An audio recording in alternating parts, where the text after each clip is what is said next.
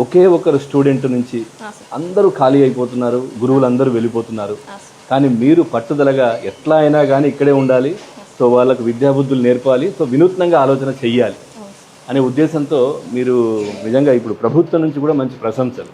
ఎట్లా సాధ్యమైంది అసలు? ముందు పరిస్థితి ఏ విధంగా ఉండేది ఇక్కడ? సార్ నేను 2017లో ఇక్కడ ట్రాన్స్ఫర్లో వచ్చినప్పుడైతే స్కూల్లో చాలా తక్కువ మందే ఉన్నారు సార్, ఇద్దరు మాత్రమే ఉన్నారు. ఇక్కడ మిగతా పిల్లలంతా కూడా ప్రైవేట్ స్కూల్కి వెళ్ళేవాళ్ళు. అంటే ఇక్కడ గ్రామంలో ప్రజల్లో ఎలా ఉంది అంటే గవర్నమెంట్ పాఠశాలల్లో టీచర్లు సరిగ్గా చెప్పరు, మనము ప్రైవేట్ స్కూల్లో వదిలితేనే పిల్లలకు మంచి విద్యను అందిస్తారు అనేది ఒక అపోహ ఉంది సార్. వాళ్ళు నేను కనుక్కున్నాను ఫస్ట్ ఎందుకు రావట్లేదు ఈ స్కూల్కి అని చెప్పేసి విద్యార్థుల తల్లిదండ్రుల దగ్గరికి వెళ్ళి అడిగాను. వాళ్ళు చెప్పారు, లేదు మేడం ఇక్కడ మాకు స్కూల్లో అంత నాణ్యమైన విద్య దొరకటం లేదు, కాబట్టి మేము అక్కడికి పంపించడం జరుగుతుంది అని చెప్పారు. నేను ఆ విధంగా సరే వాళ్ళ సమస్య ఏంటి అని తెలుసుకున్నాను, ఆ దిశగా ప్రయత్నం చేయడం మొదలుపెట్టాను సార్. ఫస్ట్ వచ్చేసి పిల్లలకు నేను మంచి చదువును అందిస్తున్నాను అని నమ్మకం వాళ్ళకి కలగాలి అంటే నేను క్లాస్లో మాత్రమే చెప్పడం కాదు, నేను చెప్పిన చదువు వాళ్ళకు కనిపించాలి అంటే ఖచ్చితంగా హోంవర్క్ అనేది ఇవ్వాలి. కాబట్టి ప్రతిరోజు ఉండే విద్యార్థులతోనే ఒక 2 నుంచి 5 మందిని తీసుకురాగలిగాను సార్. ఆ విద్యార్థులకి మాత్రమే కష్టపడి ఒక 2 నెలలు చదువు చెప్పాను సార్. పలికించడం మెయిన్ గా ఇద్దరుతో స్టార్ట్ అయింది. అవును సార్. సో ఆ టైంలో మీ భావన ఏంటి? అంటే ఏమనిపించింది సడన్ గా ఇద్దరే విద్యార్థులు? అసలు మీరు అరే ఇలా కూడా ఉందా స్కూల్ అని అనిపించింది సార్. 2 విద్యార్థులు మాత్రమే ఉండే స్కూల్స్ కూడా ఇప్పటికీ ఉన్నాయా అని అనిపించింది. ఎలాగైనా సరే ఈ స్కూల్లోని రోల్ని పెంచాలనుకున్నాను.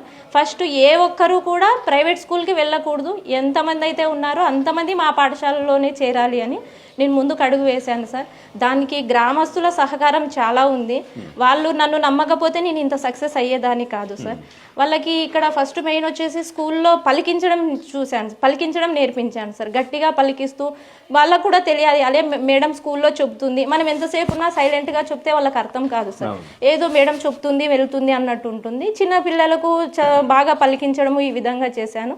ఫస్ట్ ఆఫ్ ఆల్ వచ్చేసి పిల్లలు బాగా ఎదగాలి అంటే, బాగా వాళ్ళు ఇంకా బాగుండాలి అంటే గ్రౌండ్ లెవెల్లోనే వాళ్ళకి మంచి విద్యను అందించాలి sir. First class second class లెవెల్లోనే వాళ్ళకి మంచి విద్యను అందించాను.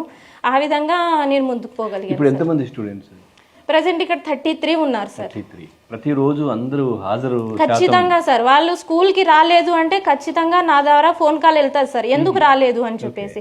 ఫస్టే నేను చెప్పాను సార్, మీరు సెలవు పెట్టాలి అంటే నా పర్మిషన్తోనే మీరు వెళ్ళాలి. ఒకవేళ నేను సెలవు పెడితే కూడా పిల్లలకి ముందే చెప్తా సార్, నేను రేపు అయితే రావట్లేదు, ఈ రీజన్తో నేను పోతున్నాను, కాబట్టి ఎవరైనా వేరే సార్ వాళ్ళు వస్తారు వాళ్ళకి సహకరించండి అని చెప్తాను. కాబట్టి వాళ్ళు కూడా నేను ఏదైతే చేస్తున్నారో వాళ్ళు కూడా అదే ఫాలో కావాలి. వాళ్ళు సెలవు పెడితే వాళ్ళ పేరెంట్స్ నాకు ఫోన్ కాల్ ద్వారా చెప్తారు సార్. లేదంటే వచ్చి మేడం ఈ విధంగా ఉంది మేము యాబ్సెంట్ అవుతాం.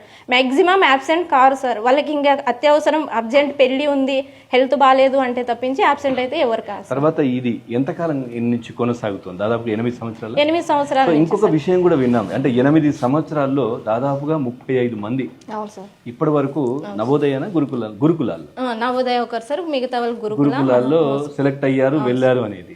అసలు ఏంటి దానికి అసలు కారణం ఏంటి? ఎట్లా ముందుకెళ్ళారు?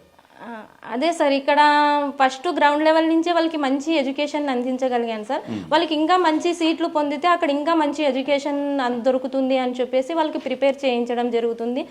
దానికి సంబంధించిన మెటీరియల్ కూడా నా సొంత ఖర్చుతోనే తీసుకొని వచ్చి పిల్లలకు అందిస్తున్నాను సార్. ఆ విధంగా కృషి చేస్తున్నాను. పిల్లలు కూడా నాకు చాలా సపోర్ట్ చేస్తారు సార్. ఎట్లా వినూత్నం అంటే వేరే ఉపాధ్యాయునికి మీకు ఏంటి అక్కడ ఎక్కడ ఏ విధంగా మీరు ఒక సపరేట్ అని చెప్తారు? అంటే డైలీ ఏదో బుక్లో వచ్చినాము చెప్పినాము అన్నట్టు కాకుండా వాళ్ళకి స్టార్ ఆఫ్ ది వీక్ అనే ఒక ప్రోగ్రామ్ కండక్ట్ చేస్తాను sir. Star of the week అంటే ఒక మండే దానికి సంబంధించిన గిఫ్ట్ ప్రైజ్ ఇవ్వడం జరుగుతుంది సార్. ఏదో చిన్న మాకు వాళ్ళకి ఉపయోగపడేవి.